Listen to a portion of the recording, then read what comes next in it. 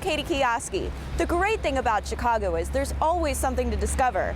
Here on Chicago Revealed, we leave no stone unturned and show you the people and places that make Chicago a city like no other. In this episode of Chicago Revealed, we're going old school. We take you 14 floors above ground to a lavish oasis, considered an architectural feat back when it was built. And we score a behind-the-scenes tour of the city's longest-standing soda pop factory. And you don't see many of these four-legged friends around Chicago anymore. They live in the city's last remaining riding stable, and there's more going on in here than you may have ever imagined.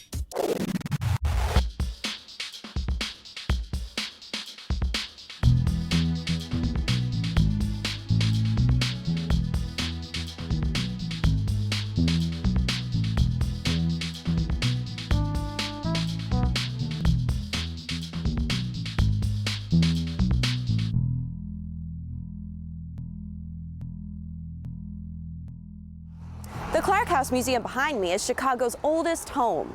It's now surrounded by brand new condos. There are historic gems like this, tucked away and preserved all throughout Chicago's neighborhoods. We decided to take a tour of some of the ones we thought were a little unconventional. We start out by diving into a piece of history in an otherwise modern hotel, right on Chicago's Magnificent Mile. The Hotel InterContinental on North Michigan Avenue is swank, modern, and sophisticated. The hotel opened in 1990 after a 12-year, $250 million renovation, and since then has won numerous awards for its architecture and design.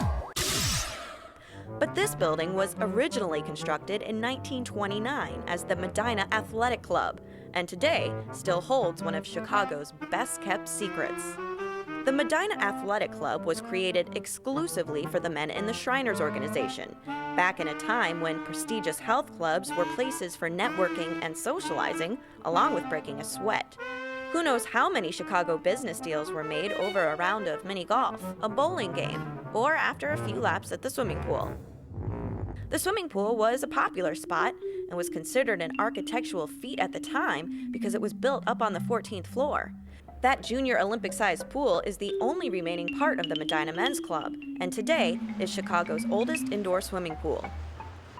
Aside from adding some fire safety features and energy-efficient lighting, this pool looks the same way it did in 1929 and has been carefully preserved. It's easy to tell the pool was designed to impress. There's the Spanish hand-painted tiles, the marble pillars, the stained glass windows, and did we mention it's surrounded by ornate terracotta? They were trying to prove something with this pool, and they certainly did prove something because here it is 80 years later, and the pool is still intact, still used every day by hundreds of swimmers. And the fact that that hasn't changed is a testament to the design that they chose back then. It's a very enduring style. One of the pool's prized features is the terracotta fountain, dedicated to Neptune, the Roman god of the ocean. If you look at some of the detail in this fountain, it's painstaking effort to make it look the way it is. It's something that the people that come and visit the pool are in awe of. The first thing you see when you come into the pool area right across the pool is this fountain. It really draws your eye to it, and it really highlights how special this pool is. Opposite the fountain is the viewing balcony.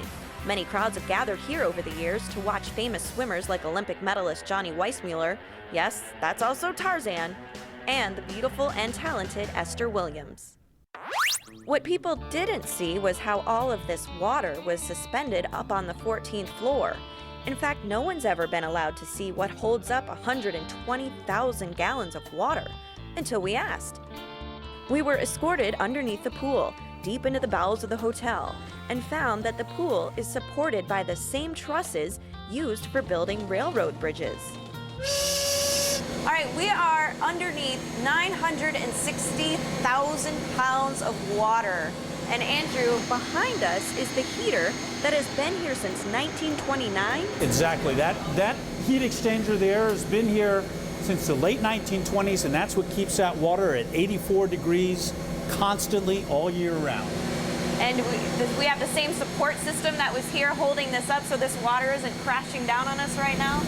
I'm feeling pretty dry right now, and let's hope it stays that way.